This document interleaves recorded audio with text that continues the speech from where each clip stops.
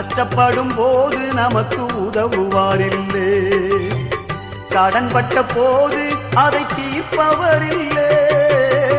இஷ்டப்பட்ட தெய்வங்கள் எல்லாம் கும்பிட்டு பார்த்தாச்சு, நம்ம கஷ்டங்களை தீர்க்க அவை முன்வரவில்லை. உலகத்தில் தெய்வங்கள் உண்டென்று சொல்வதெல்லாம் சும்மாங்க, இயேசு கிறிஸ்து ஒருவரே மெய்யான தெய்வமுங்க. ஜனங்களின் பாவம் நீக்கி ரட்சிக்க வந்த தெய்வமுங்க. உனக்கொருவர் இருக்கின்றார், உன்னை விசாரிக்க துடிக்கின்றார்.